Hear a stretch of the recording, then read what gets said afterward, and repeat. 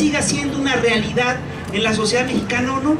Y la verdad es que hemos tenido periodistas muy valientes que han mantenido esta libertad a capa y espada.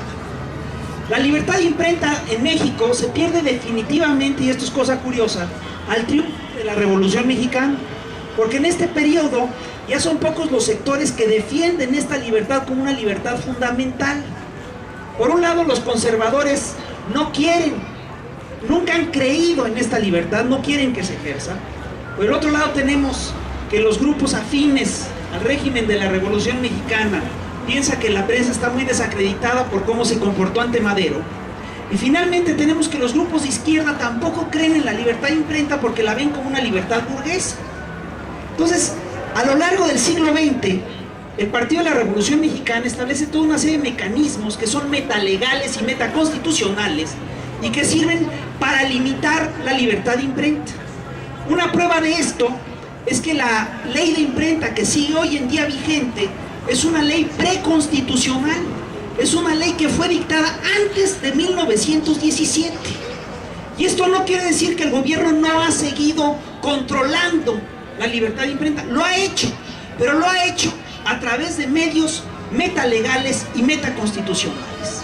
Es decir, lo ha hecho controlando el papel, tejiendo lazos de amistad con los dueños de los periódicos, estableciendo convenios de publicidad, etcétera, etcétera, etcétera. En el siglo XX, la lucha por la libertad de imprenta ha sido una lucha larga, lenta, que empieza en la década de los 40, que tiene momentos importantes en la década de 1950 y que tiene además momentos muy brillantes con periodistas importantes. Por ejemplo, yo aquí le voy a hacer honor a mi gremio. Yo estoy convencido de que uno de los principales bastiones y defensores e impulsores de la libertad de imprenta en México en la segunda parte del siglo XX fue Eduardo del Río Ríos, que realmente era como una garbanza de alibre en la prensa mexicana. Cuando todos eran cínicos, el señor actuaba con conciencia.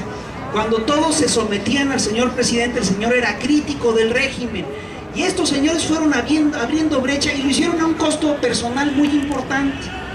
Eduardo del Río, entre otras cosas, fue en un momento secuestrado y le hicieron un simulacro de fusilamiento en las faldas del Nevado de Toluca. La libertad de imprenta en México tuvo momentos importantes. Un momento de esta lucha importante fue justamente el Excelsior de Julio Scherer.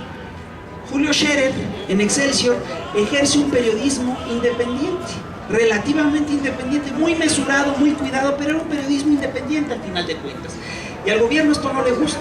Y todos sabemos lo que hace Luis Echeverría con Julio Scherer, que le organiza un golpe de Estado, un pinochetazo a Excelsior. Corren a Julio Scherer, corren a una serie de periodistas, a los periodistas más importantes del diario, y dejan en la dirección a Regino Díaz Redondo, que es básicamente un aliado al régimen, y corren y dejan en el staff a toda una serie de editorialistas y articulistas afines al régimen. Domaron a Excelsior, pero no domaron al gremio.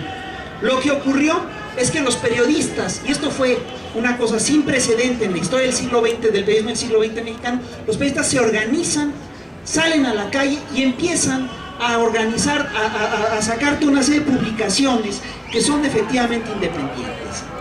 Entre estas publicaciones tenemos, por ejemplo, El Proceso, la revista Proceso, que sigue hoy saliendo y que es, creo yo, uno de los bastiones de la libertad de imprenta en México. Tenemos la primera época de lo que fue el periódico 1+1, bajo la dirección de Manuel Becerra Costa, con un grupo de periodistas notables como Miguel Ángel Granados Chapa, Carlos Payán, Carmen Lira, etcétera, etcétera.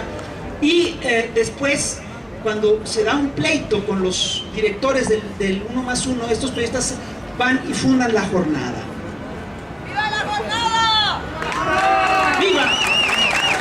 ¡Viva la jornada! Yo estoy convencido que la lucha por la libertad de imprenta, la lucha por la libertad de imprenta ha sido una lucha colectiva que hemos dado en México periodistas y lectores a lo largo de décadas, y vengo a darles un parte de guerra.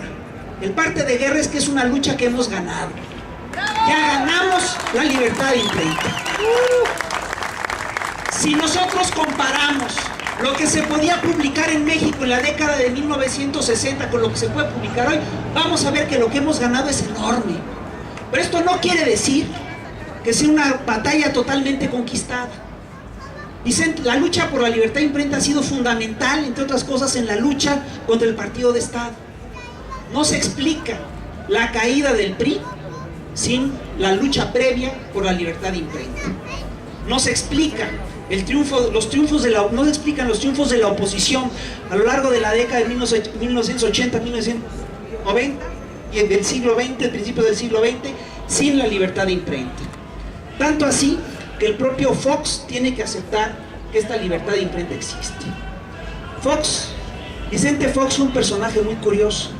Ustedes saben, en una ocasión felicitó a una mujer que le dijo que no sabía leer, y le dijo: señora, la felicito, porque así como no sabe leer, así no tiene que leer periódicos y así no se amarga el día. Vicente Fox, cuando está diciendo eso, lo que le está diciendo a la señora es: señora, no lea las críticas que me hacen en la prensa, vea mi imagen en la televisión, ahí me veo más chulo. Sin lugar a dudas, Vicente Fox, a lo largo del régimen de Vicente Fox, se mantuvo un amplio margen de libertad de imprenta. Pero esto no, como lo manejaba Vicente Fox, no se debió a una dádiva generosa del gobierno. Fue una lucha de décadas de periodistas y sociedad civil. Vicente Fox se aprovechó de esa libertad de imprenta y eso es lo que le permite, entre otras cosas, decirle a la Bastida que es un mariquita y un mandilón durante la campaña electoral del 2000. Y Vicente Fox hizo, sin lugar a dudas, esfuerzos por censurar la prensa, pero estos esfuerzos fueron infructuosos. Pareciera ser que la única persona que realmente creyó que Vicente Fox es el que le había dado generosamente al